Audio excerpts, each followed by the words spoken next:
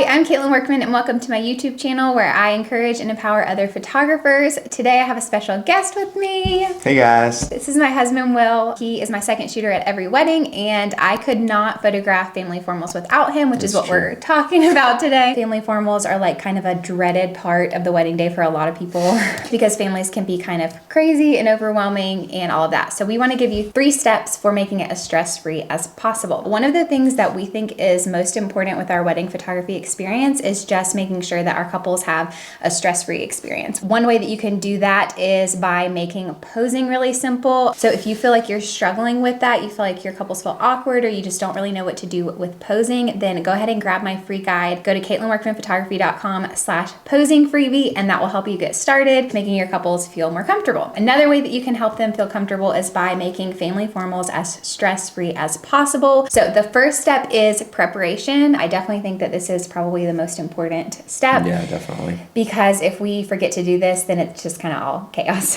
So we prepare by talking to our couples before the wedding day. I send a questionnaire, which I'll show you guys what that looks like. I ask all kinds of different things in this questionnaire, but I ask them for family formals and it literally says on here, family formals do not have to take over 20 minutes. However, this is only possible if we're organized beforehand.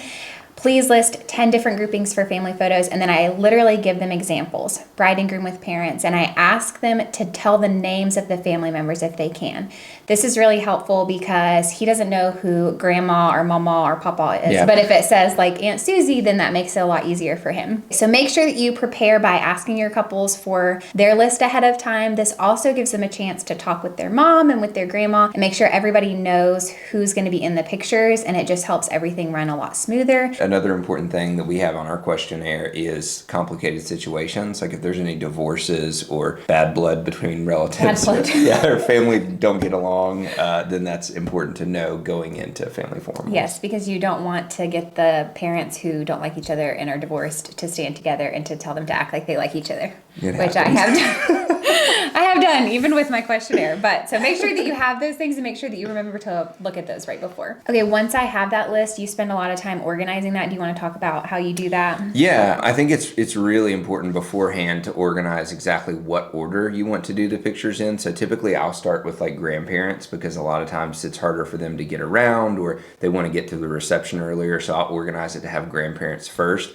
And then if there's like really small kids in the wedding party and in the family and stuff like that, get their pictures over with so that they don't have to worry about it anymore. Yeah, we also typically do like either bride side first or groom side first. Typically, I feel like which one's bigger usually, maybe. Yeah. Second is communicate. Do you want to talk about this? Yeah, so typically what we do during family formals is Katelyn does the shooting and I do the communicating with family. I usually try to just make an announcement to all the family and say, we have a list that the bride and groom have given us of all the different family combinations. We'll try to be as efficient as possible, try to make it painless, and after we do that list, if they want to add any more, then they can definitely do that. And that kind of minimizes people coming up to you and say, hey, did you get this picture? Did you get that picture? Because they know, okay, they know what they're doing, they've prepared well, and they actually have a list. So it just makes it a lot simpler for us and a lot less painful on the family as well. Just like on every other part of the day, you have to communicate really thoroughly and make people understand that you are confident in your ability to take control of the situation. Because we do this all the time, but they don't. Like they may have a wedding every few years. And so for them, they're like, well, they told us to come over here. Now what do we do? And so it's important that we communicate really clearly going into it. Third, make sure that you make it fun.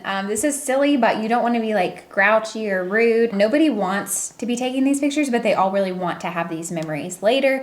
And so you can just make it fun. For kids, I do like an Elmo impression and a Mickey Mouse impression. And half the time it doesn't even work with the kids because it's like outdated now because we're old people. But it makes the adults laugh because I'm being stupid. And so just doing things like that, making jokes with them, just having fun with them, like showing them that you're having fun is really important when you're doing family formals. Yeah, and I think it really helps to just like delegate those roles. Like I know all I'm doing is taking pictures, making sure the light's good, making sure the composition's good. I take the pictures and he can be like jumping behind me, making silly faces or whatever, and he's like checking off the list. If you are shooting by yourself, which I do not recommend, but if you are for some reason, then make sure that you have an assistant at least, if nothing else, just for family formals. If you're trying to look at the list, make sure that you get Grandma Susie and make sure that you get this kid to laugh and make sure that they're in focus, it's just way too much. So if I can just focus on taking the pictures while he's making sure to communicate and to make it fun and to do all of those things, it just makes it run really smoothly. Another thing that I like to do if I've connected really well with like maybe a groomsman that's a brother or bridesmaids that's a sister or something, is I'll actually have them go get the family members. Can you go get your mom and dad and your grandparents, because they're up next in the picture, and that makes it run a lot smoother. Yeah, exactly. So I hope that these 3 tips were helpful. Take these, use these at your next wedding, make everything go so much less stressfully so that everybody can enjoy it. Remember to like and subscribe so that you can see more educational videos. Let me know in the comments if this was helpful or if you have any questions either about family formals or about how we do our questionnaires, anything wedding photography related. Let us know how we can help you. Have a great day. Thanks for coming. See y'all next time. Hi. You're gonna have to scoot over. There's no place for my legs. These are gonna make for some great bloopers. I was making a joke. So Will, I said, hey guys.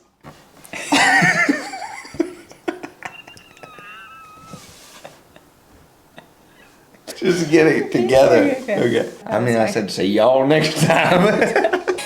Bye.